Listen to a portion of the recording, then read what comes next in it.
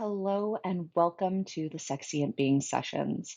Today we're going to talk about fracture, the impact of trauma. I'm Alix Pruett, a certified sex, love, and relationship coach with a BDSM and kink focus. I work with men, women, and couples plus who want to transform their old patterns, pain, and beliefs so they can create thriving relationships that are deeply connected, playful, and fulfilling within themselves and with others. Today, I'm joined by the magnificent Rachelrose. If you want to go ahead and introduce yourself, hun. Yes, thank you. I am Rachelrose, a life coach with a master's degree in psychology that specializes in PTSD and trauma. My main focus is helping women heal from abusive relationships, narcissistic or otherwise, and thrive in all aspects of their lives. I help empower women who have experienced these various forms of trauma to discover inner peace, cultivate self love, and embrace happiness. And together, we embark on a transformative journey towards healing, resilience, and a fulfilling life. Hand in hand, we create an empowering path of growth and self discovery, walking on this path together and unlocking our true potential and embracing a life of fulfillment. Beautiful. So, this topic of fracture, right? To me, I look at as not necessarily the big traumas, right? Like war and being brutally assaulted, things like that, but more even down to the finite levels of where it creates the fractures within our own being and the Mhm. loss of certain identities, where we end up getting the message that we can't be something. There's shame around being something, expressing a certain emotion, right? And so we kind of Mhm. reject that within ourselves and push it back in the shadows. Yeah. And that creates all these fragments that can then end up expressing in very toxic ways because we're not addressing them on a conscious level. What Mhm. does that idea of when you think of fracture and how trauma impacts the system, what does that bring up for you? Well, the first thing that I thought of is the fracture that's not talked about the most. And it's and literally the impact of the trauma that it had on you Mhm. and what people usually view that fracture as. So most common viewpoints for that is something of the victim mentality. And I apologize if I'm triggering anyone with this brutal truth, and I'm going to try and say the truth in the most polite way possible, because brutal truths are great, but you don't have to be a dick about it. um, Looking at all of these fractures, the scars on your psyche, the impacts that this trauma had, some of those fractures are filled and healed with shame or negativity or why me's or victim mentalities. And it makes it almost impossible for those flat fractures to really scar over and not bother you anymore. Mhm. And the point that I'm trying to make here is, um, I guess the best way to describe it, I don't know if anyone here is a Game of Thrones fan, but there is a scene in the last season with a character named Sansa Stark, and her evolution. She started out as a very girly princess. She wanted to meet her Prince Charming, and instead she was met with horrible abuse, rape, attempted murder, horrible, horrible things. And she became a queen of her own nation, very strong and powerful woman. And there was a opportunity when she was younger that this certain person called the Hound could have taken her away from all of that. She wouldn't have had to go through all of that. And he always called her a little bird. And her response when he confronted her and told her, like, had you come with me, none of this would have happened to you. And before I get to the point, like that is something that I lived in for a very long time. And I see that a lot with my clients as well is, well, if I just hadn't have done this, if I just done this, this wouldn't have happened. Would, all of these fantasies of what could have been your life if these horrible things hadn't happened. But the Hmm. truth of the matter is that they did, and there's no way to go back in time. And so her response to him when he said, you wouldn't have had to go through all of this, and she responded with, if I had gone with you, I would have stayed a little bird the rest of my life. Hmm. And that is no evolution. There would have been no queenhood for her. She found her sovereignty by embracing the experiences that she went through and transforming the impact that that trauma had in those fractures that happened. A fracture isn't a full clean break. It Hmm. is just a small, like there's hairline fractures, like it could be very, very faint, almost like you don't even know, like in most sense, fractures are bones breaking. We don't even feel it. I know plenty of people who've like been walking around on like fractured knees and didn't know it. They just thought it was sore a little bit. Yeah. And we are able to reshape how we view things, which changes how the impact of that trauma affects us.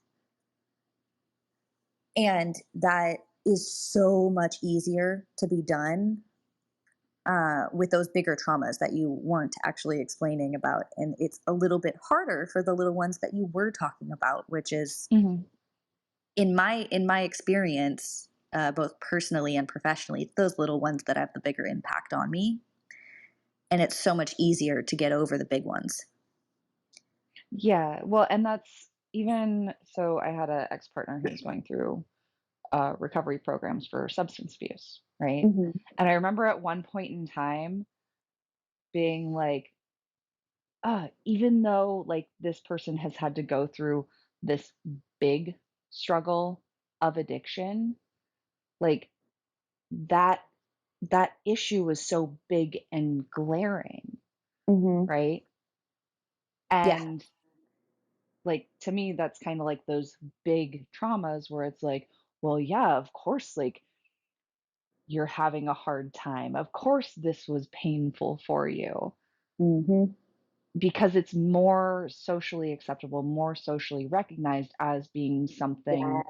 that is harmful, where a lot of the smaller incidences that create these sorts of fractures and shame around certain expressions and parts of our identity, like those aren't as easily seen because Mm-hmm. it is so normalized to shame them Yep. at the same time. And so I was just like, in an extent, I'm really glad that I was not the alcoholic, right, in that Mm-hmm. relationship and having to go through that path. But in the same light, I was like, you also get this beautiful gift because it makes your own shit easier to see on some Mm-hmm. level because it is bigger and more glaring.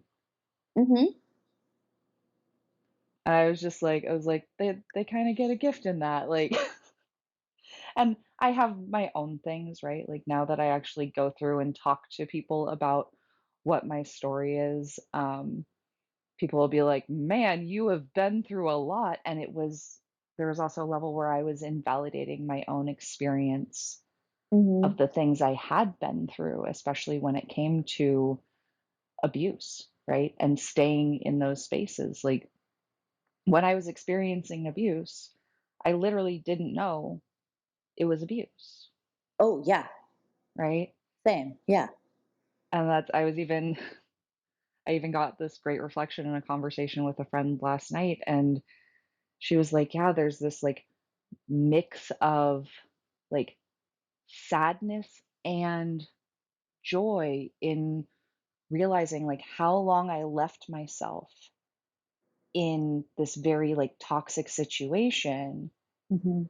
and that like yeah, it probably wasn't just in this like adult relationship I had. It probably has stemmed for most of my life that I had Oh, this yeah. belief that I had to be a certain way to be safe, to be accepted, loved, understood, right? Hmm. And she's like, "But now I see that, like," and that's like the sadness is I see, like, why did I put myself through that for so long? And I mentioned to her, I was like, "Did you know you had any other option?"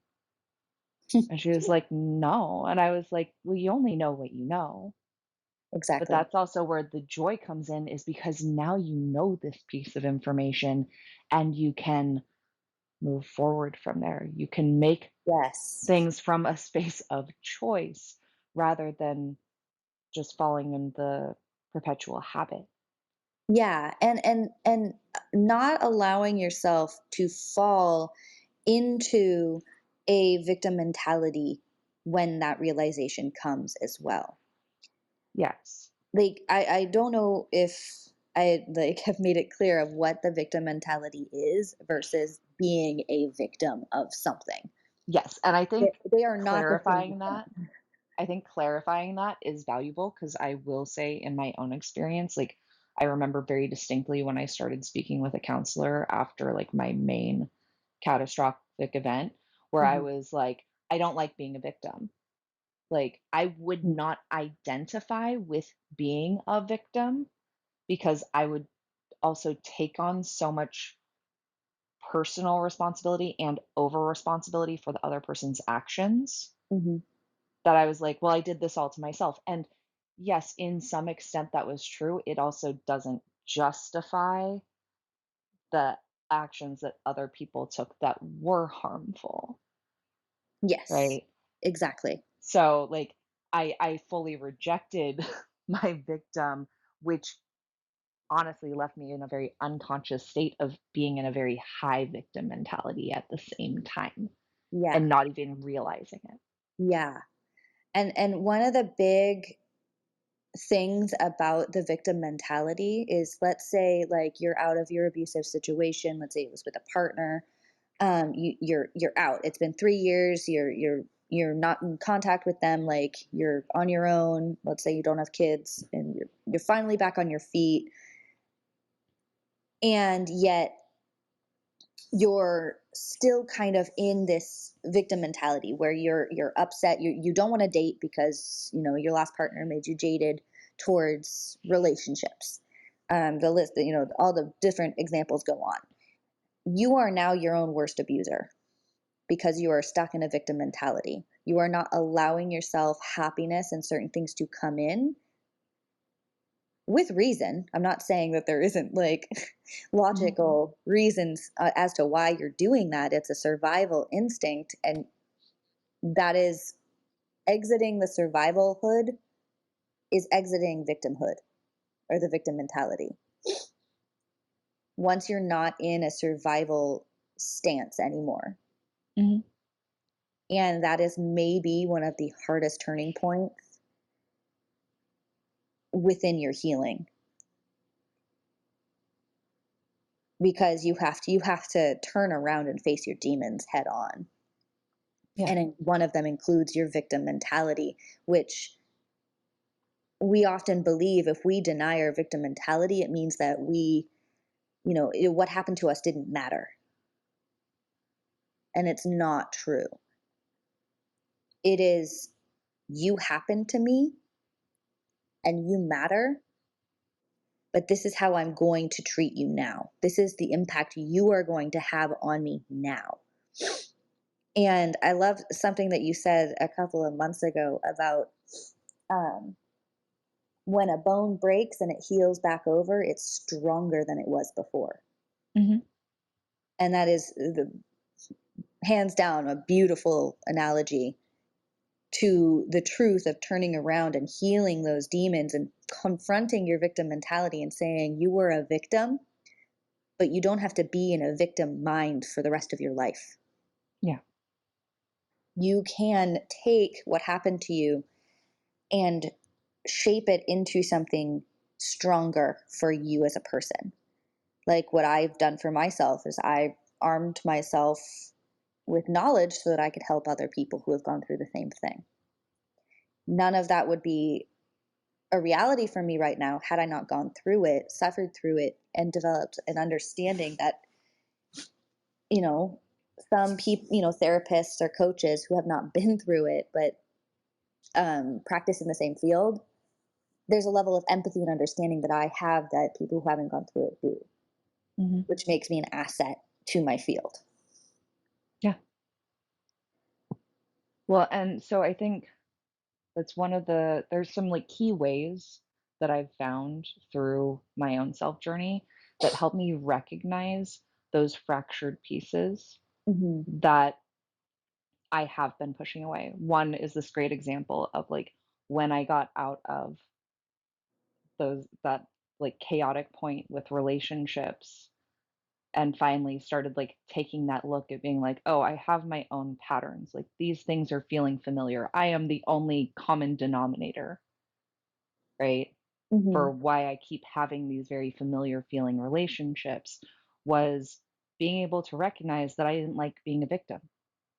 Mm-hmm. To me, like if you are saying, I don't like being this thing, I don't like feeling this thing, that is a very good indication that that is probably a part of yourself that has, excuse me, shame and pain wrapped up around it to some degree and is thrown in the shadows. Yeah. And And then another piece of that is like if you notice yourself saying that, like the words always, never, everything, making something, trying to make something like all encompassing all the time, right? Like those things are rarely true. mm-hmm. And that can be wrapped up a lot with these kind of like inner child wounds that Mm-hmm. exist in our system, the fragmented pieces. Yeah. And a lot of my like you don't like the you don't want to be a victim. Like I'm there too. I'm also in a place of I don't like being called a survivor. I don't like being called strong. Mhm. I don't like being called independent.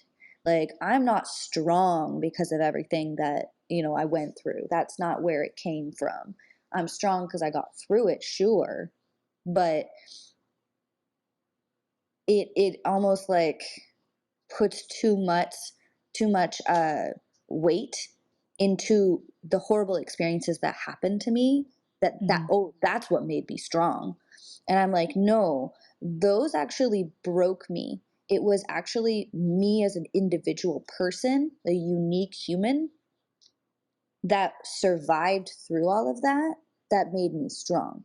But that's Mhm. never what's looked at. So I had to let go of a lot of that so that I wasn't jaded or bitter when people would say, "Oh, you're such a survivor. You're so strong." Like these words that are coming from a good place for them, but are being received in a bad place for me. Mhm. And Yeah, and that's the shadowy piece, right? Of like mm-hmm, the thing you don't necessarily want to identify with mm-hmm, because there's some negative like connotation in that for you. There's some negative context that you have gotten through your experience of what those identities mean. mm-hmm. And it is in anyone's best interest to not only do, inner child work, but also look at how you were raised in grotesque, intricate, dissected detail. So I have spent years going through mother and father inner child workshops. And every time I'm like, okay, I've done it, I'm finished. I'm like, okay, let's move on to the rest of my life experiences. And it always comes back to the mother and father wound and Mhm. something new that I didn't even know was there because you keep having to peel it back. It's like an onion or like an autopsy on your inner child psyche. And it's like when you look at your fracture point in an x-ray, you can see the, little cut area. But hardly do we ever actually take a microscope to that and try and see even further into it.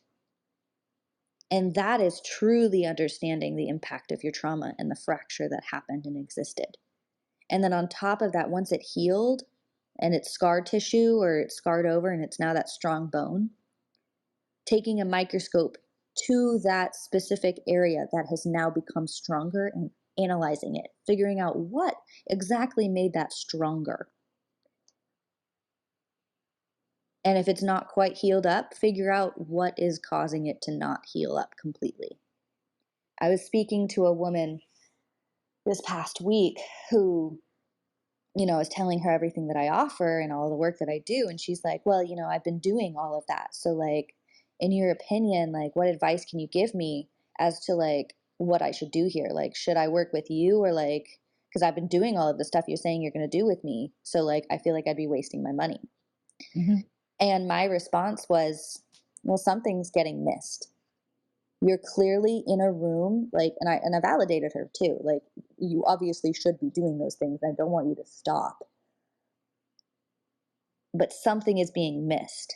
You're in a room and you're crossing your T's and dotting your I's, checking your list that everything has been accounted for and been worked on. But something's not being accounted for and you don't know what it is and you're looking around and you don't see it. And that's Mm-hmm. where fresh eyes can be helpful. Yeah. Especially if she's going it alone. I mean, I don't know if she is or not. She had a therapist that she was working with, so she's Mm. not completely alone, thank goodness. Yeah. But and I'd never advise anyone to stop whatever they're doing with another person to work with me. A Mm-hmm. team is way better. Yeah. It takes a village to raise a child. It takes a village to help you overcome all the crap that you go through in life. Like, let's be honest here. Humans weren't meant to be solitary beings. Yeah. Well, it's something I had come up yesterday, again, conversation with a friend, um, where like I really honored her in her process. Mm-hmm. Was she got this like overwhelming emotion that like she's like there's nothing triggering this. Why is this even coming up, right? And like she took the time to slow down with it. And in that, she was like, started getting curious, started asking herself questions about what was feeling triggering. So, Mm-hmm. in this, it wasn't just her dissociating and pulling herself completely out of feeling the emotion, Mm-hmm. right? She started taking it in bite sized chunks. So, she'd feel a little bit of the sensation set that was coming up in her body with Mm-hmm. the emotion, because that's emotions are literally just sets of sensations in our body that we interpret to mean something, right? To Mm-hmm. mean we're angry, to mean we're frustrated, to mean we're happy, to mean we're joyous, whatever that may be. Mm-hmm. And but she started with bite-sized chunks of that. And she then started like getting these messages or clarity where she was like, oh, like it's because I don't feel like I'm speaking up for myself, and just these other little like feeds of information. And she's like, yeah, it was really awesome. I was able to like be analytical about it. And I clarified to her, I was like, this actually is more of the like integrated full like mind body approach Mm-hmm. to this. And it's actually not just you being analytical about it. Because if you're just being analytical about it, to me, that's the point. You pull out of the feelings altogether. You're not feeling them at all. Mm-hmm. And you just go into your head. And that's where it's really easy to get into the like thought shame spiral of, I could have done this different. I need to do this different. And going into that very like self blame or blaming the world around you. Mm-hmm. And this was her instead getting curious with the little bits of sensation and again, bite sized chunks of them to do that exploration within herself to gain the wisdom from what they were trying to tell her Yes. that they needed. Yes.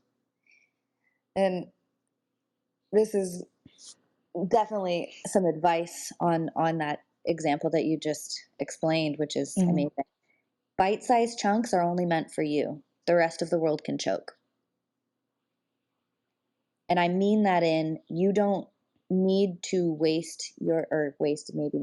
spend your energy cutting up your life so other people can understand it. Because a No. lot of the time, when you're having a hard enough time dealing with the impact of your own trauma and the fractures that existed for you or exist for you, it's hard enough to just figure out where to cut that up so that it's palatable in a bite-sized piece for you. Mhm. So not worrying about the rest of the world is a really good step towards just being able to focus on yourself and really dissect and microscope into what's going on so that you can have the realization or epiphanies that Alix was just talking about, this woman she was speaking with having.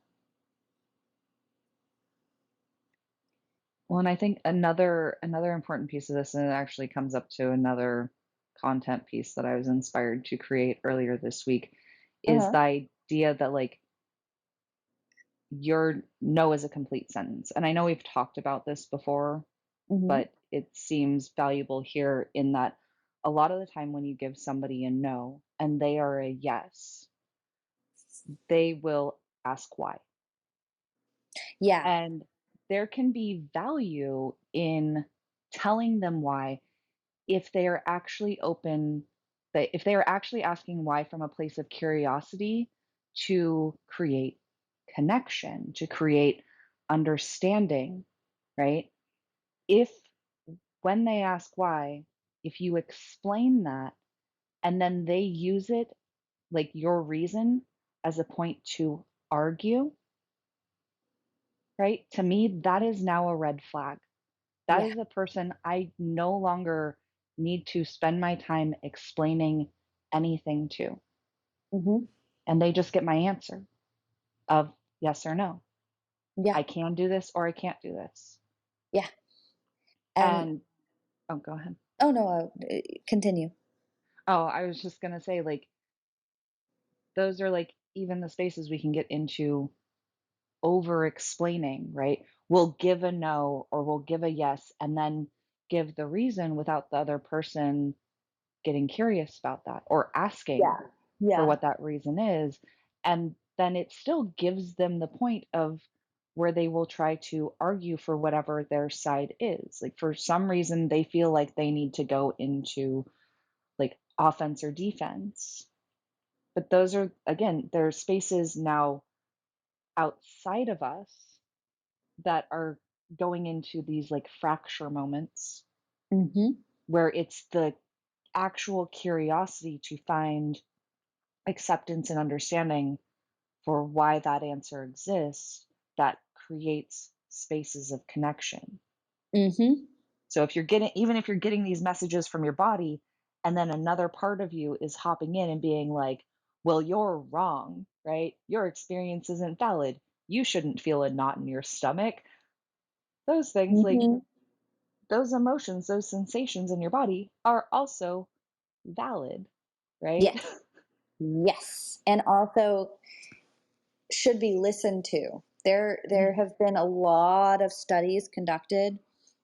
Look them up if you would like. I can try and find some that I have in my files everywhere, that have been done on female, like the female gene, like women who are genetically women, um, and their intuition, and how women biologically have a stronger intuition than biological men, or the male genitalia, um, and there's a reason why women get just like that, oh, I have a really bad feeling, I think my husband's cheating on me, and it comes out of nowhere. Or I think something's wrong with my child, I need to call them. And Mhm. certain things like that genuinely biologically exist within a woman's intuition. And right now I'm speaking purely on biological women. like women who are born with the women's chromosomes. Mhm. Um, and that is just something that biological men don't actually have. So they don't have the same organs. Like it doesn't exist. So like when women have that gut, that knot, trust it. Because 9 times out of 10, it's right. Well, and I Or would say whatever that right is. the men I have met who have worked a lot on their emotional intelligence Mm-hmm. and kind of finding that balance between their masculine and feminine sides, Mm-hmm. right? They have a lot more keen intuitions Oh, sorry. Yeah, I about definitely was things. not trying to say that men Yeah, don't have it yeah, too. I, yeah, they do. It's just statistically higher in women because of biological stuff, yeah. which I won't get Well, into right now. yeah, and I also I do think there are other links that fall into that, Mm-hmm. right? Because like for me, like I when my old partners have had affairs, right? Or Mm-hmm. have been lying, I cannot tell you why specifically I've known they were lying. Mm-hmm. But like something in me was like I remember thinking at one point where like my ex-husband and I were having a talk and he was like kind of like emphatic and like loud in the way he was talking anyway and I was calm and he's like, "Well, do you want to know something?" And I for no reason ever before this did I ever feel like he was cheating on me. And in that moment, I went, "Is he going to tell me I had or that he had an affair?" And I like then I was confused in my head and I was like, "Why is that the thought? I haven't felt that Yeah. throughout the rest of our relationship." And he then told me about how somebody he had met in a treatment program was going to leave their spouse. And I was just Mm-hmm. like, that's a weird thing for you to tell me. Like, I don't understand why that's relevant right here, right now, in the Mm-hmm. conversation we were having. But then over the next week and a half, he proceeded to have an affair. And I found out later on he'd been having more of like a talk based affair where it was him and another girl or woman talking about how they wanted to do all these things together. And so in those points in time, like I would ask him really directly and calmly, like about his actions. Like I asked him if he was having affairs, and he'd look at me and tell me, "No, you're just crazy." Mm-hmm. Mm-hmm. And I ended up realizing over the course of like my own self healing journey, I also had this other voice in my head that would, when my intuition was peaking about certain situations, it would tell me, "You're just crazy," as a way to not have me listen to that as that point of shame. And I actually learned to take that as a cue of like my intuition is probably really on point right now. There is something Yeah. something off in the cosmic soup Yeah. You that turned like that red flag into a green flag. I'm picking up on. Mm-hmm. And like I even had it happen recently where there was something like my current partner wasn't telling me. And like of course like I expect honesty in my relationships. Mm-hmm. I will be as honest with anyone in my life as I can be with myself, right? Obviously, if I'm lying to myself, then I can't tell that other person the truth because I don't even know the truth for myself. Yeah. Um, but in that he's like, "Well, yeah, I was also like lying to myself in that situation." I was like, "And we also had a certain agreement. And you did know that not telling me about this action broke that agreement and you can made the choice to continue to not tell me. And that's a lie by omission, right? That's Yeah. but it was out there. Like it was out in the universe for whatever reason and I felt it in my system and I couldn't put my finger on it, for a little bit, and then a couple days later, I was like, "I think this is what it is. That's interesting." Mhm. Thankfully, he didn't go into, "Oh, you're just crazy," any of those things. He took accountability, but, like, I'm gonna tell you guys, at least, if you are lying, most people, if you are lying, it's gonna get picked up somewhere. That person may not know exactly what they're picking up, but, like, there is a energy to it. I don't, maybe it's things with body language that are very, like, unconscious, subconscious, things with vocal tones, Mhm. right? Yes. Things that And you are not necessarily, like, consciously aware of picking apart, but you don't have to be to know that something is going on, something feels off. yes. And something that we haven't touched on about intuition, and since our topic today is, the impact of trauma and fractures, Mhm, what actually happens to your intuition after you've experienced trauma? And it it the unhealed trauma is nearly impossible for you to be able to trust or distinguish whether or not your intuition is correct or not, because you spent so much mhm, time in a traumatic experience for however long it was, let's go with years, um not listening to it. And so once you're out, and let's say you're dating again, and maybe it's a very healthy person, but then you're just like, oh, but this and that. Green flags are freaking you out. Yellow flags are freaking you out. Like red, obviously red flags would be, but all you see are red flags, even if they're not red.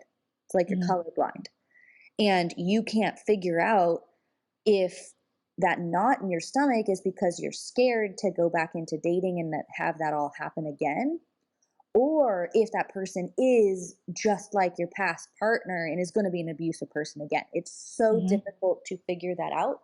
And it's almost like you have betrayed your intuition to a level that it's going to take an autopsy, not an autopsy, surgery. Sorry, an autopsy is only for the dead. That is not what I meant.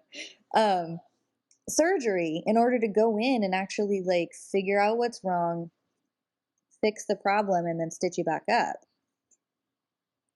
And it is 100% possible to get back to a place of being able to trust your intuition. It's just going to take time.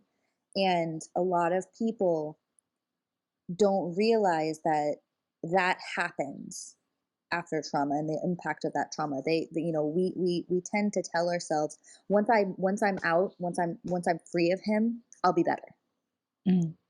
And what what isn't spoken to us most of the time is that their shadow and the experience and everything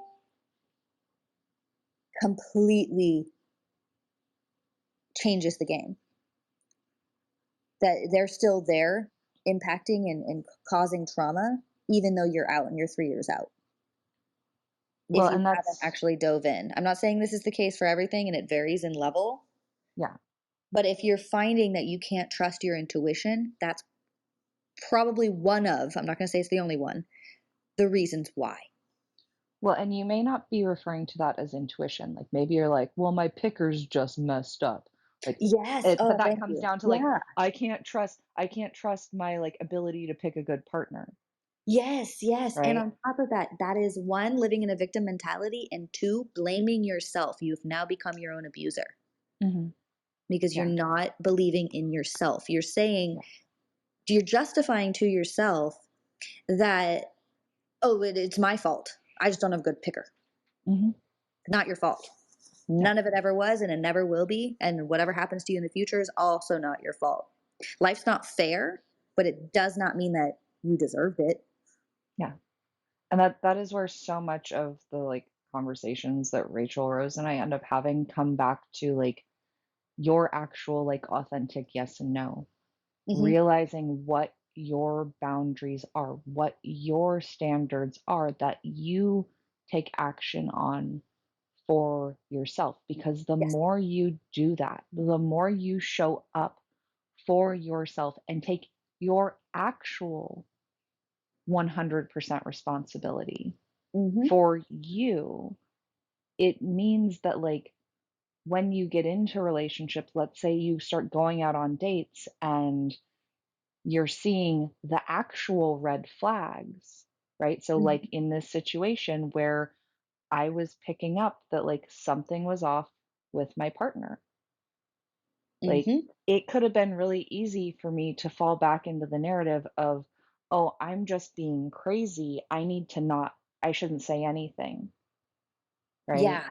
Oh, yeah. Because I might receive this conflict back again. Mhm. And that relationship with my ex husband was not the only space I received, like, being told my intuition was just crazy or Yeah. it wasn't Oh. valid, Mhm. right?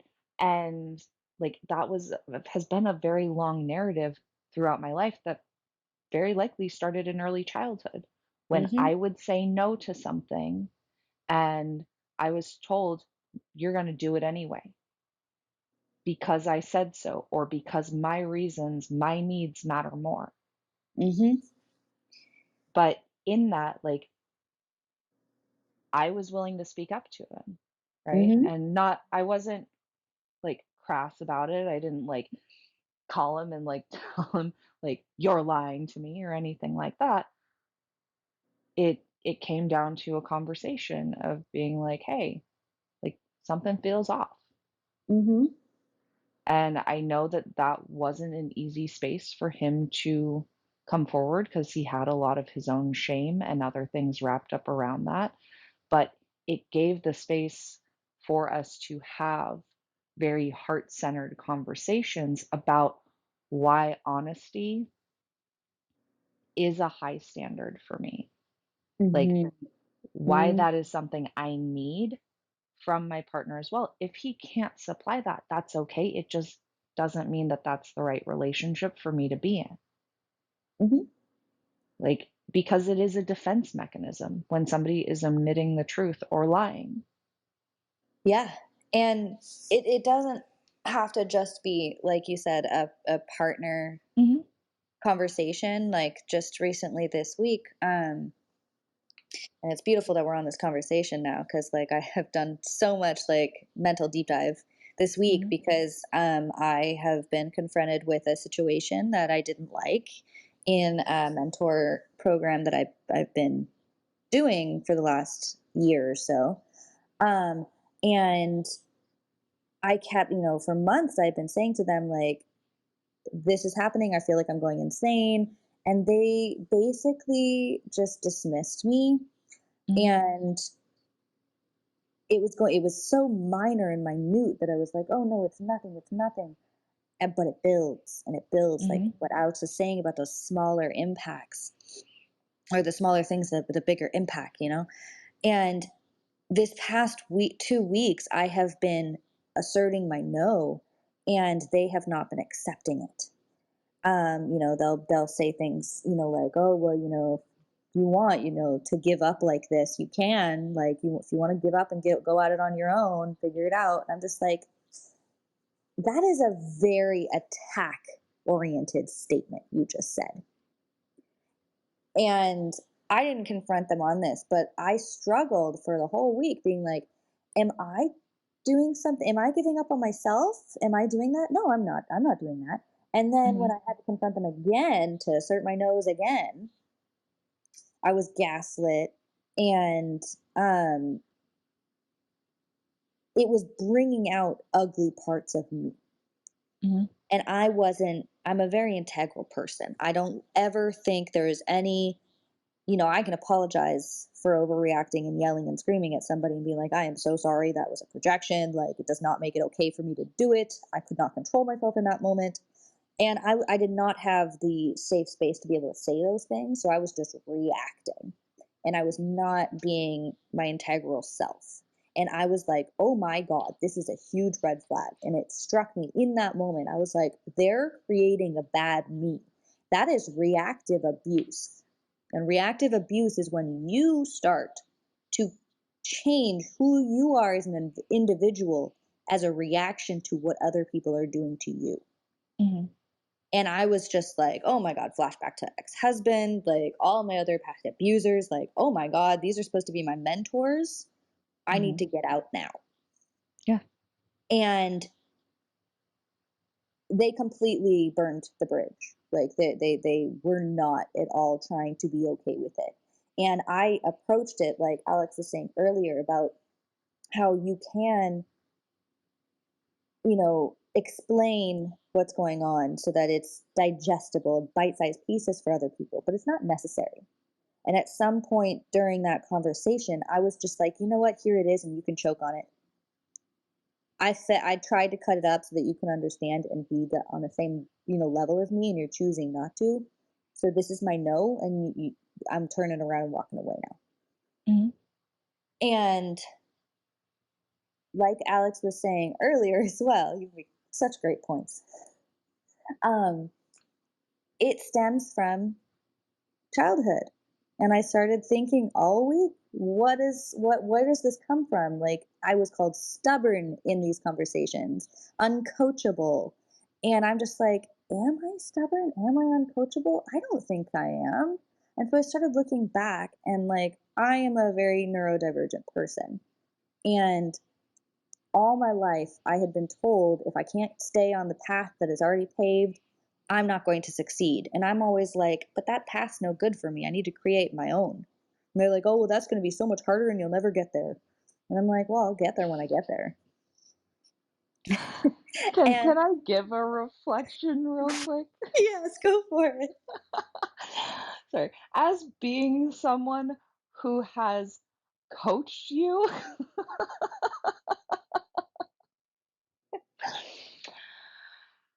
yeah, you are stubborn as fuck, and, Yes, like, yeah. you know who you are, and that's okay, right? Mm-hmm. That does not mean you are uncoachable. It Thank you. means that the methods that they were trying to use were not actually in alignment With for me. what works for your nervous system, which is allowing you to actually step into your power, which Mm-hmm. is what like usually works for or works well for many people because they have been so disempowered through so much of their lives. And Mm-hmm. I find it funny that the response was like, you are uncoachable because that is very gaslighty, in my Yes. opinion. Yeah. Um, but I don't think anyone is actually uncoachable. To me, that is a great opportunity as the coach to take a step back and to look at it as, oh, the coaching relationship is Mm-hmm. a co created space. Yes. How I am showing Co-creator. up Mm. as a Mm-hmm. leader, as the coach, as the guide in that space isn't landing for this person, right? Yeah.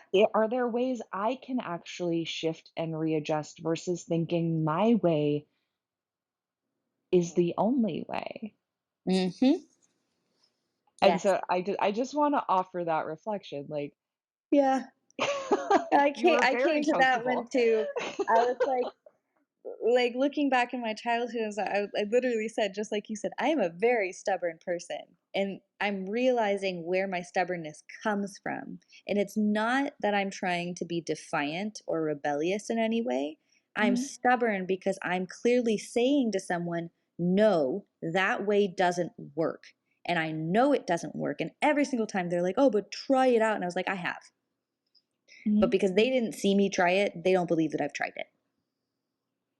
Well, and so it brings me back because I've had a lot of reflections around like BDSM identities, right? And specifically in Dom and sub archetypes, because there are so Hmm. many different identities that can fall there. For a Dom, I look at a great Dom as being a great leader, also equivalent to a great coach, right? You're holding a safe container for another person, but sometimes, like, you could be a daddy Dom, or you could be a mommy Dom, or you could be a pet owner, or like, there's all these different identities. You could be a sugar daddy, like, The Mhm. spectrum is very large. Yeah. Well, the same goes for sub archetypes. And like some of the common ones there are like being a little, being a pet, um, being a fantasy sub, so you enjoy helping people fulfill their fantasies, being in service or a servant in ways, right? That's where Mhm. the person's like giving more of like direct orders and you're happy to fulfill them because it also brings you pleasure in fulfilling those for another person. Another Mhm. one of those is the brat.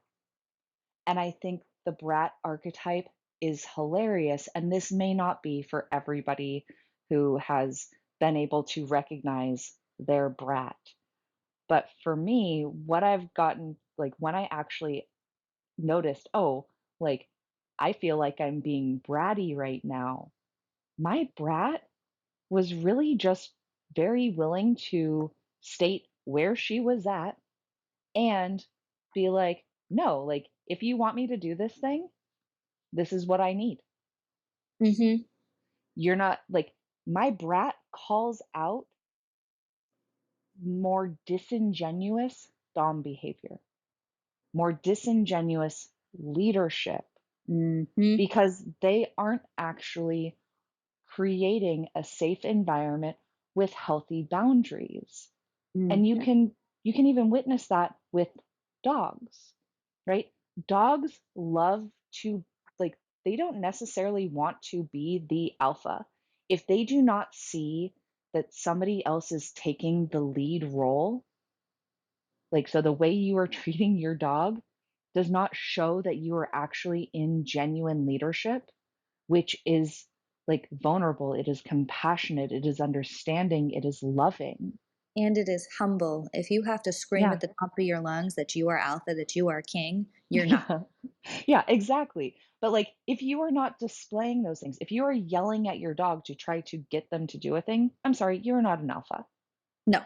You can change to a more stern tone, right? To Mhm. convey a level of, like, this is, like, serious. Like, if your dog runs in the middle of the road in front of a car, that is a point, like, yeah, you may change to a more firm, stern tone to get their attention because that conveys a level of emergency, Mhm. right? But if you're just doing that all the time, I'm sorry, you are not an alpha at all. You are trying to take a leadership role and you don't know how, Mhm.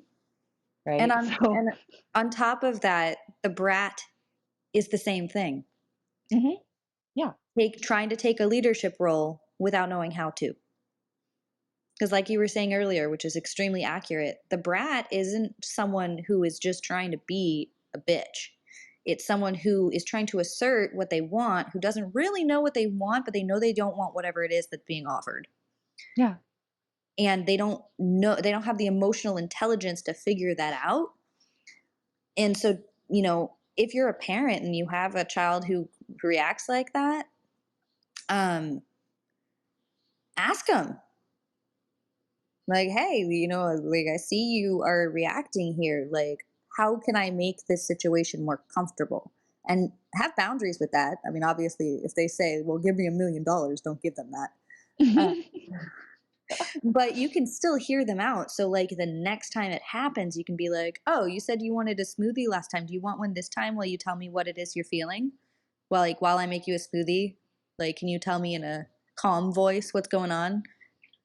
There are ways to do that, and then that teaches the younger brat. And you do this to yourself too, like your Mhm. inner brat when it happens.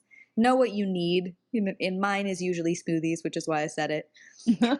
Um, and I'll take while I'm making my smoothie, I'll have a conversation with myself, usually in my head, but sometimes out loud. I You can also constantly do it talk to out loud. myself. I constantly talk to myself. Uh-huh.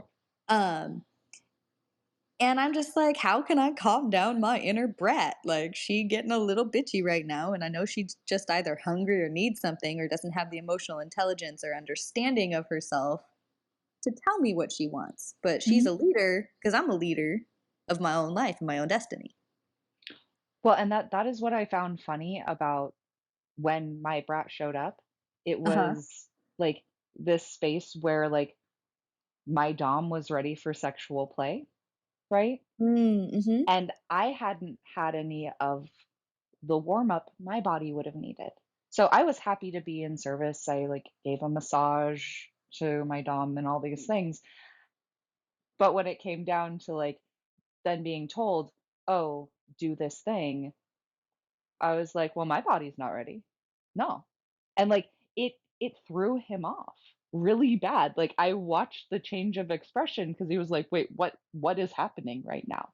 Mm. And it wasn't something he expected, but like and that's like, yes, I did not go into like explaining what I needed in that moment. He also did not ask, right? And my brat is not one to explain and over Yeah. explain. It's just like, no, I'm not doing that. Yeah, one Why one of would you my think you're entitled to that? one of my favorites for this is like women, we'll go people who want their partners to buy them flowers, but they don't want to have to ask their partners to buy them flowers. Mhm. Yes. Like that's a perfect, like mundane example of that situation. Yes, we want you to do it, but we don't want to have to ask you to do it. I actually had another partner, and this was really frustrating because, like, I have identified as, like, this fantasy sub. And it's actually one of the reasons that I think I resonate so well with also being a coach, because Hmm. I help people realize that they can have their fantasies and desires Hmm. and how to get there, Yeah. right? So that's one of the reasons it lights me up so much. Well, in that relationship, my partner would tell me a fantasy they had, and I would literally go do the things to make it happen. Granted, I see the flaw in that particular relationship because I didn't actually have them do any of the work to make their fantasies happen either, right? Hmm. I wanted to give them this thing as a gift. Yeah. And then they would come back afterwards and be like, well, it doesn't count because I told you about it. So it ruins it. And I was just like, "But what?" Like, I'm not a mind reader either. Yes. And I that was agree. their own shit as far as, like, their own narratives of if they had actually, like, had to say anything to somebody and it didn't just happen organically, that that Yes. was the only way they could receive it. Um And can I interject? Oh, yeah, go on. Needing to ask for it from anyone in your life. If you want a specific thing for your birthday, ask for it. Ask your Mhm, parents for it or whoever it is. Like people, like you said, aren't mind readers and don't beat around the bush if you actually want it and you're going to be upset on the day that you don't get it. mhm, So if you're telling yourself the only thing's going to make me happy on my birthday is if I get a Barbie dream house, ask for your Barbie dream house and specify its importance and say, I would rather you not get me any other gift whatsoever and only get me this. That makes it a little bit more feasible. Whether or not mhm. that's still out of the budget or whatever is a different story. But you Yeah, still have asserted what you want and what you desire. And then you paved a plausible road for its fruition versus what, if you want your boyfriend to buy you flowers and walking into the market and seeing flowers being like, oh, flowers, they're so beautiful, I wish I had some. And then that goes in one ear and out the other to the other person. They're like, oh yeah, mhm. pretty flowers. But You saying can to them, looking at them, I don't need it right now, but if you could in the future surprise me with flowers, that would make me immensely happy. So another now way you to get your go. surprise. Another side hack for the ladies, and I'm gonna tell you, this probably works for men as well, but Yeah. specifically for the ladies because there can be so much where women get, like, labeled as nags because they're, like, the way they're taking the approach in telling their partner they want something comes Mhm. out as, "Well, you never do this thing for me." Again, listen to the never in there, right? Mhm. Maybe they never have actually done that thing. Also, like, taking that approach with it probably isn't gonna get you what you want because that sounds like a No. demand. But this Yeah. little, like, shift in like how you approach it, of like bringing it back to like, you know what, like I have been having this fantasy lately that you like bring me home flowers because like I love fresh cut flowers. And that to me is so sexy. That is so hot. Guys very rarely ever get told they are sexy or hot unless they fall in this like very small bracket where they like are very ripped and look like models. Still, they tend to Mm-hmm. only get the term handsome, right? Like, Mm-hmm. use other words to describe your partner, ladies, like to compliment them. I tell my son, I tell my partner, like, I call them handsome, right? But I also call them beautiful or gorgeous or all the other things that I see as reflections from them, whether it is normally a masculine or feminine compliment, Mm-hmm. right? But Yes. being like having your sexual partner and telling them that, excuse me, keep having throat tickles, um, that something they like an action they could take would be sexy or hot. Like, and you have to actually believe that it would be, right? Yes. Because Yes. if you go in it with a tone where you're like, well, it'd be really sexy or hot if you did this, that's not going to work, right? It's not going to carry the same impact of if this thing was actually something you desired to Mm-hmm. receive. If you Yes. do that, I'm going to say you got like an 80-90% chance that thing's going to start happening, especially if when it happens, like you give them that like reward of, oh, like this is amazing. Thank you. Like genuine compliments, genuine gratitude, Mm-hmm. right? Like giving them cuddles. Like, and it doesn't have to be like that they have to do something for you to receive it, but in that it gives a positive validation, which releases all the feel good hormones that tells them, I want to keep doing this thing. Mm-hmm. And when it comes Yeah. to like physical intimacy, guys relate a lot of emotional or a lot of the intimacy they receive, sadly, to just physical intimacy. Mm-hmm.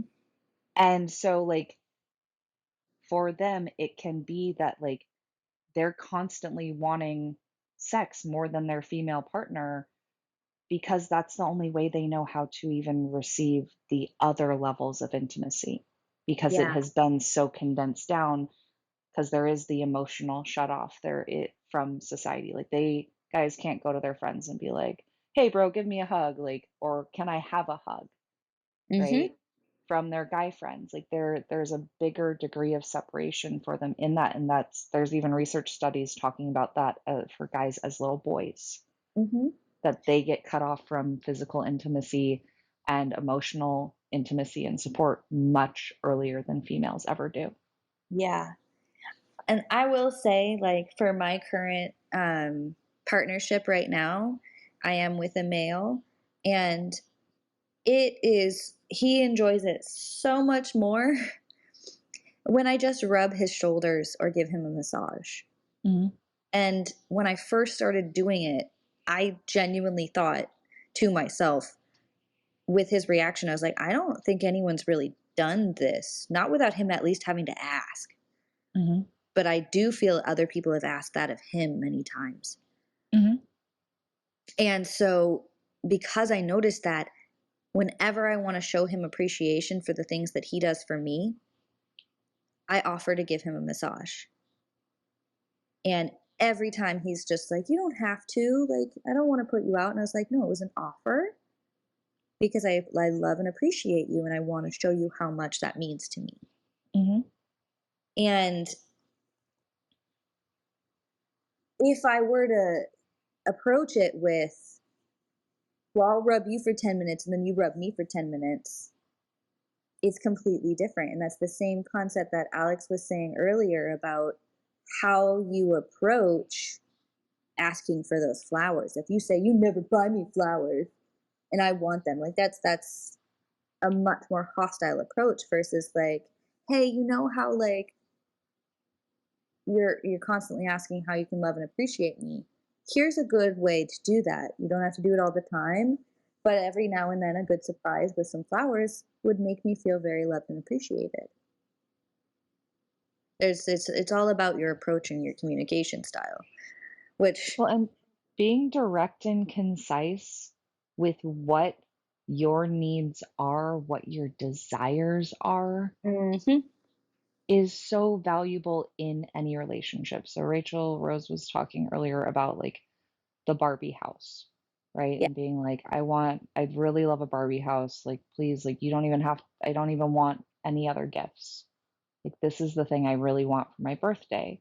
You Mhm. can also do that with things that are non tangible, right? So, like massages, or let's say you notice that when you get home, if your partner or kids or dogs, right, are right in your face immediately, Yeah.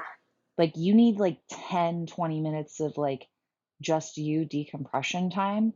You can communicate those things in very kind ways, and just like it takes getting a little bit vulnerable, Mhm. right? But when you communicate what those needs are to another person, then it Yeah. allows them the space to realize how to show you love. Mhm. When you hold healthy boundaries for yourself, you're willing to take action. Like if somebody is gaslighting you over and over again, you can make the choice, okay, I'm going to walk away. I don't need to keep explaining myself. I don't need to keep engaging in this battle with somebody who's not receptive Mhm. to having a co-created space and relationship. I can walk away. I'm willing to walk away. When you take that action, you show yourself love. You build trust and safety within your own system, which helps mend these fractures. Mhm. And when it's super important, like to go even further in this like approach and your communication style, to understand the persons that you're speaking to and asserting these boundaries to, their level of emotional intelligence. If you're talking to a teenager, it'll be completely different than talking to a 30-year-old. Mhm. Either sex doesn't really matter at that point. If you're talking to a partner versus a parent, understanding where that person's emotional intelligence lives and exists, and not going and not expecting it to be more than it is, just accepting it for how big its level is, Mhm. and then communicating to your teenage daughter who is really excited that you're finally home and she's been waiting all day to tell you about this, that, and whatnot, and you're just like, look, I love you. My mom used to do this to me all the time. Look, I love you. I want to hear you. Give me like an hour and come find me again. Mhm. When I was younger, my mom didn't explain why she needed it. You know, like it wasn't a, I don't want to talk to you, you're bugging me. Like all of those things were coming up for me. Like my mom doesn't Mhm. love me. She doesn't want to take care of me or nurture me. She didn't specify to me that she needed to decompress, and that had Mhm. nothing to do with me. She just had a very long day. You know, she could have said, I just had a really long day, I just need to decompress. But that language was higher than my emotional intelligence level was at 15 years old. Mhm. And knowing that makes it easier for you to figure out how to communicate to other people. Yeah, and I'd say that like you can even specify like, look, this isn't about you. Like Mm-hmm. I'm I really need some quiet time. If I don't get that, Mm-hmm. right? Yeah. I I can like I feel that I'm on an edge for myself, Yeah. right? And I don't want to get frustrated with you because I have these other things going Yes. on. So if I can have this little bit of space. And my son is 6, and granted I have incorporated this sort of language with him since he, like, when I started my journey, he was about 10 months old, 12 months old, Mm-hmm. right? So that sort of language has been incorporated for him, and me taking those stances of vulnerability, even in being a leader. Being a leader requires vulnerability, because then you're not just projecting it on the other person that it's their fault that they're not able to get this need met from you right in that moment, right? Yeah. And then, but like, he understands, like, and is there times that that's hard for him? Yeah. But it comes back again to like me expressing gratitude for him being patient, right? Even taking the stance of like not apologizing for, like, let's say he got upset because I needed time, right? Mhm. Or maybe he didn't even get upset. But when I come back to that situation, me not immediately jumping into, oh, I'm sorry, I needed to like take time now. Now you can have mom time. Yeah. Going into, I appreciate you being patient with mom. I know that can be hard at times, but really, like, thank you for giving me that, or like letting me take that space, right? Yeah. And even in that, it is a nuanced shift that comes down to a lot of social conditioning, because a lot of the time we get trained to apologize excessively for the things we need. Yeah. But then it's bringing it back to gratitude of like, thank you for this thing, for the other person, for them taking their time, for them taking that action. And that carries volumes, because in that you're actually showing them love for them not like, if it's for giving you space, like, that's them not even having to necessarily take an action, right? They get Mm-hmm. to like hang out and play for 20 more minutes. I'm thinking of cases with my son, right? So like Yeah. he was already playing. Now he gets to just play for 20 more minutes. He doesn't have to reorient and shift around what he was doing. And then he gets his mom time where I am regulated and not feeling on edge or as like triggerable, because I was kind of in a flared state before. Mm-hmm. Yeah. It's not only important for you to take that time, or your partner. I know Mhm. there are times with my person that um he'll come home and he'll genuinely be like, look, you mean the world to me. I appreciate you so much, but I need like a good hour to just drink a beer and play some video games right now. Mhm. And that was a new one for me in my life experiences. Um, I just haven't dated many people who played video games. Not that but it was it. The phrasing is important. None When it first happened, obviously I was like, "Oh, they don't want to spend time with me," and that was Mhm. a reactive response. And then, like you said, with your son, I just went back to doing what I was doing before he came home until he was Mhm. ready to be home and be present with me, Yeah. which is fine. And it's also something that I do alone with myself. So I've lived alone many times in my life.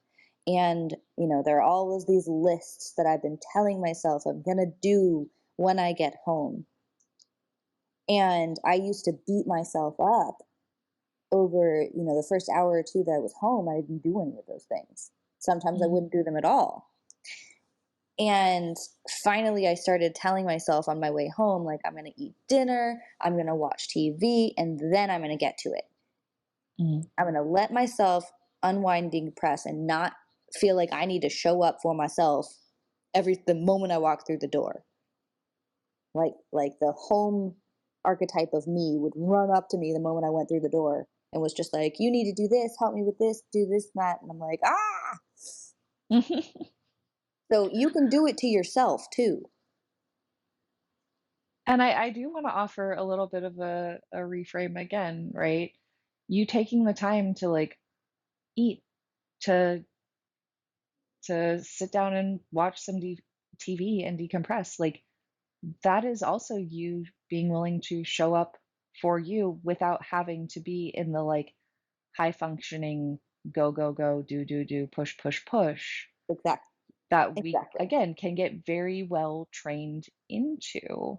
I know I was very highly trained into always being productive. Hmm. And the last like couple years has been this like journey for myself of allowing myself to quote unquote be lazy, to be in rest, not having to do. And there were still times in that where like I'd have a conversation and they're like, "Oh, what'd you do today?" And I'd start listing off the things. I'm like, "Oh, I actually did a lot. Yeah. What Oh my like God. what Yes. in the world? Like I thought I was doing nothing." Yeah. Yeah. I used to fall into this trap where I would, if I couldn't count everything that I did on more than one hand, I didn't do enough. Yeah. And that is not a healthy mentality, anyone who's listening, to be in. Yeah. If all you can do is get out of bed and brush your teeth, that's enough. That's a whole day right there. You did enough. But and I start counting in all of those things now, because before I would, if it didn't make it to two hands, I started adding in that I got out of bed at a decent hour. I Mhm. showered, I brushed my teeth, I ate breakfast. And then I started noticing there's nothing I can do in one whole day that doesn't exceed two hands. Mhm. So I'm never not doing enough. Yeah. And also, I deserve some rest Yeah. sometimes. The phase of rest is so important, and it is something that gets really neglected in at least American society. I am sure that branches to a lot of other areas in the world as well, Hmm. but it's that like high productivity. I would say one of the biggest pain points that so many people have is not actually getting enough sleep. Like, I personally don't think that like even most people's work schedules, like Hmm. at 40 hours a week, which I know there are many people who work 50, 60, 70 hours a week for their jobs, Hmm. right? Where it feels like intensive work, not play, right? That those people, like, they have mass amounts of issues with actually getting restful sleep where they're like, oh, I get like 4 hours of sleep a night. I'm good. Mm-mm. Like, those are also the people who will tend to not have great boundaries for themselves with their work schedules in Yeah. general. Like, they will also like get asked to do extra projects and now they're working for extensive hours on end, even if they're potentially not getting paid for it, rather than saying, no, I don't have the capability, I don't have the capacity. And that on its own can be a form of a trauma response Yeah. in needing to keep other people happy, to avoid conflict, to avoid other people feeling their own discomfort, or finding the other resources that can actually do that task successfully. I had a conversation a couple months ago where this guy was telling me about his work, and there were some things that popped out to me where I was like, I feel like you got some ego wrapped up in this.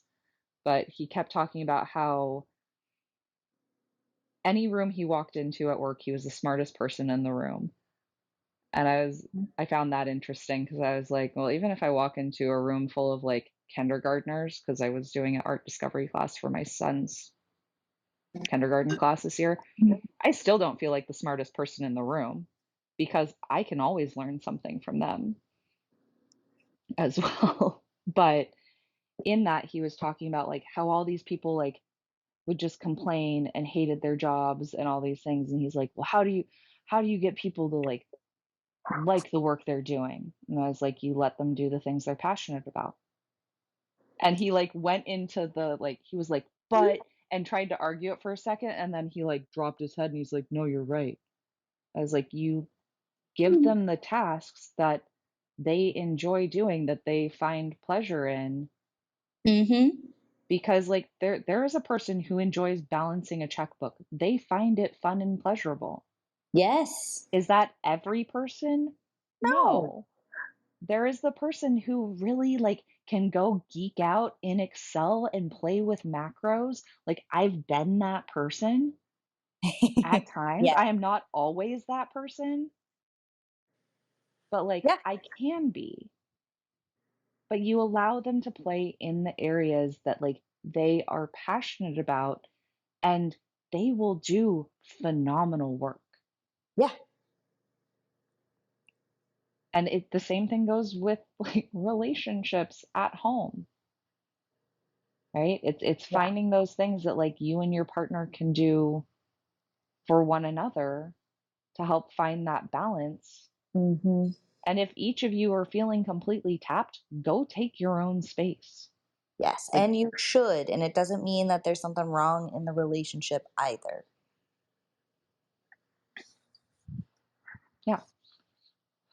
And it could genuinely be giving your partner a girls' night with her girlfriends or a guy's night with his boyfriends. Like Mhm. giving them that time Yeah. might that might be what they want and need, and it doesn't mean that they don't like spending time with you. Well, and so I even want to branch out from that because like it was because it can fall into like, oh, like your girlfriend, like have her go hang out with her girlfriends. I'm gonna say have her go hang out with like her other like guy friends, Oh yeah, right? that's Or totally vice fine too. versa. Because like we can fall into these traps, especially with monogamous relationships where we feel insecurities about our partners having close connections that are of another sex or of the opposite sex, Yes, and a right? lot of They're yeah. but in that, like, do you really want to be? Is it possible for you to be the only source of like feminine energy for your male partner in taking on all their emotional intimacy needs, all their sexual, physical intimacy needs? Like, delegate what you can actually hold space for. And same for the guys. Because, like, I don't know, I am polyamorous, right? But at the same time, even when I was very monogamous, I advocated for my partners having friends of the opposite sex. Yeah, yeah. And a lot of people have been on, opposite sides of the argument of that. Men will be like, it's not that I don't trust my girlfriend, it's that I don't trust the guy. Mhm. And, whatever arguments excuses or whatever come up for people. At the end of the day, do you want to live in a place where, as in the example that I gave in the male partner, do you want to live in a place where you are actually feeling unsafe in the security of your relationship when your partner when she leaves the house? Mhm. Because there's men out there that aren't you. Well, and I'm sorry, like even that statement of like, "Oh, it's not that I don't trust my partner, it's I don't trust the It's, guy." yeah. Like, cool, you may not trust the guy, but do you have enough trust in your partner to hold their Yeah. own boundaries, to hold the agreements of your relationship? And on top of that, in yourself, in Mhm. providing for this woman, because we're talking about a man and a woman here, Yeah. to feel confident that she's not going to step out in those ways that you're worried about. And what I was trying to explain was don't live in it. Yeah. If it happens, it happens, move on. That sucks. Believe me, it sucks. It does not Mhm. feel good. But putting that pressure externally onto them and limiting them does not fruit more trust in the relationship. It does not breed trust. No, and honestly, it will lead to more of those shame-based fractures, right? Yes. And greater divides. in Mm-hmm. your relationship Yes. overall. Like Yeah. let's say let's say for whatever reason, and this is like not accurate, but it is like a stereotype that can fall into relationships, right? Of like usually like the woman likes rom-coms. Well, let's say my male partner actually really loves rom-coms and I am totally a horror fan. And so he wants to go like watch some rom-com. I'm not down for that. The only other person he has is another really good female friend that like totally is into this rom-com. Please go watch it with her. Like, I don't want to spend my time watching that rom-com. And we have other ways we can connect, Mm-hmm. right? That also, it has a level of trust in myself that if that relation, like if he was to break his agreements, Mm-hmm. right? And like not take accountability, not learn from his own lessons within breaking those agreements, then like I have enough trust in myself that I can take care of myself Mm-hmm. in those spaces. And I'm okay with like, there's obviously something else he needed to explore that maybe I didn't even want to be a part of. Mm-hmm. Right. And, but it also gives him the space to get a need for some sort of space fulfilled Yeah. without me having to try to put him in some box where he can never watch rom coms again. Yeah. Yeah. Because I don't like rom-coms. I've put myself in that box. I love anime and I've had partners who are like anime's dumb and for the extent of our relationship because they were always around, right? We'd move into with each other. Um I stopped watching anime altogether. And that was Yeah, I've something done that I too. thoroughly loved. Mm-hmm. And like Mm-hmm. that wasn't fair to do to myself. It also wasn't fair to do to or for my partner in shutting myself down because I literally became a version of myself that was not who they fell in love with in the first place. Yeah.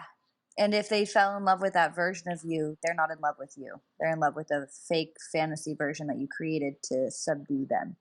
Hmm. And that's a harsh reality or Yeah. a harsh pill to swallow. But if you're creating a different avatar for yourself to be loved by the person because you don't feel that they love you or they've shown you that they don't like those parts of you and you're changing them, Hmm. you're not you anymore. Yeah. And that's like, I do want to clarify like, if you have explosive anger and rage, right? And like, let's say that doesn't come out until like after 6 months of being in your relationship. And before that, like, either you were pushing down any of the things like you didn't like, so Mm-hmm. you weren't expressing them at all, which Mm-hmm. probably led to the explosive version, or like you would mention them, but in a very like offhand, meek way where it's kind of like, yeah, like this other like girl I know, she's experiencing this with her boyfriend, but like I really don't agree with that. But you're not talking to your partner where they're doing the same behavior you don't like, right? Mm-hmm. So, and being like, what's coming up here, right? You're not setting your own standards. You're trying to base it off of somebody else. You're Yes. Yeah. right. Yeah. But You got to don't beat around the bush, yeah, guys. direct, clear, concise, Yes. please. And Um, one more thing I want to yeah. specify before I do have to get going, Okay. um, is what we were commenting on a minute ago about, like if, you like anime, they don't, and you stop watching anime. It could also be you both love anime, but he only wants to watch his, Yeah. and he won't watch the shows that you like. So you don't end up ever watching what you like about anime. Hmm. So you don't even have to extract something. It could be you only get certain sides of it that aren't your favorite sides. Hmm. And it's the same concept. Yeah. I'd say a really great question just for like self reflection when you are in any relationship, right?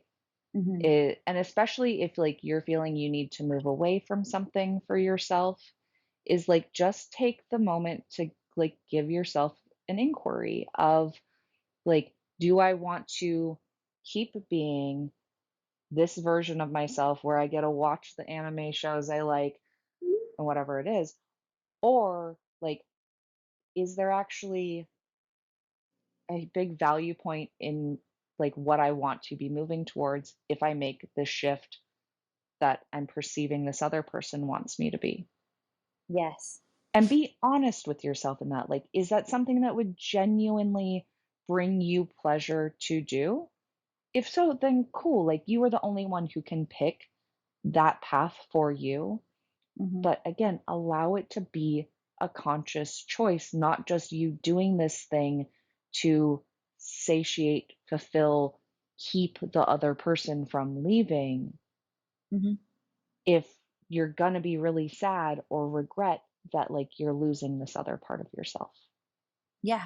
And I don't want to say anything along the lines of like you should never do that.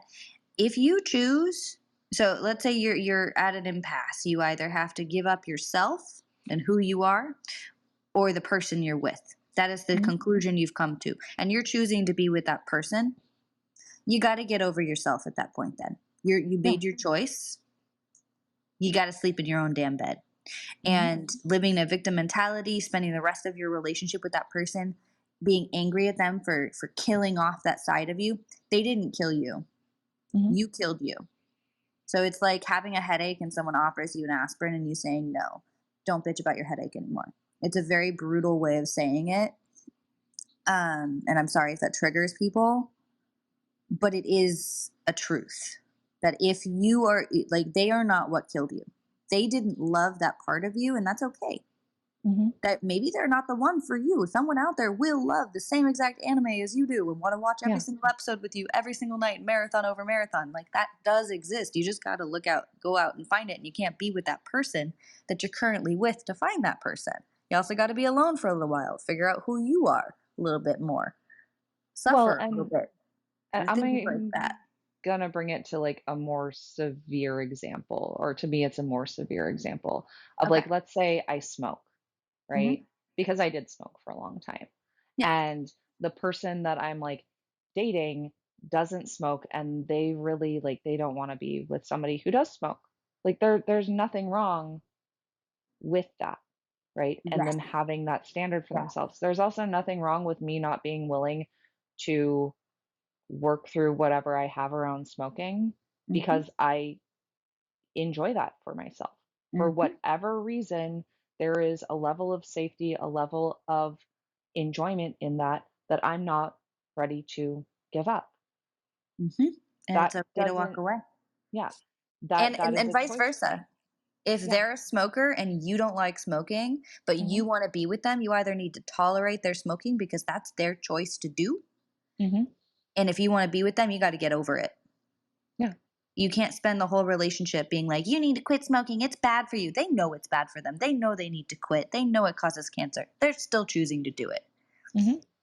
Well, And and it's not, same with, it, mhm. oh, I was just gonna say, same with like, let's say I start dating a person and they really don't want to be with a smoker. I smoke. Like maybe I do decide, you know what, like this relationship is really valuable for me and I can see the harm that my smoking is causing me and I don't want to keep going down that path. Mhm. I'm now ready to take the steps to let that go. That's also okay. Yeah. But again, you're bringing it to that conscious choice. Yes. And accepting the choice that you make in either Hmm. direction. There is no right or wrong choices here. They're your choices to make. Whatever impact it has on you in the future is the impact it'll have. It doesn't Hmm. really matter. But you have to own it.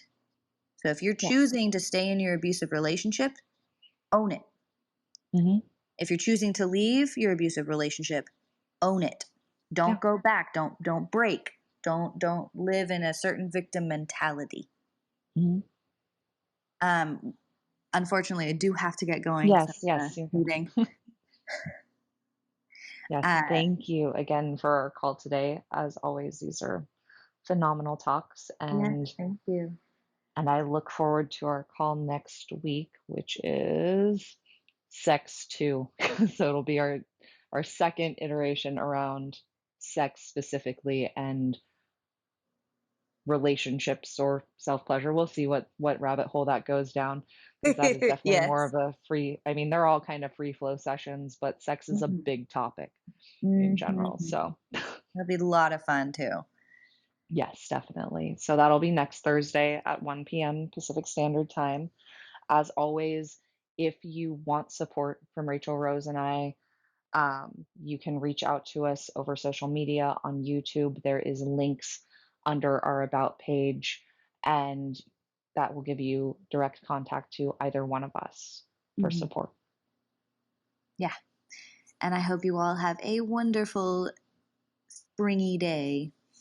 Yes, have a great day, everyone. All right. Bye.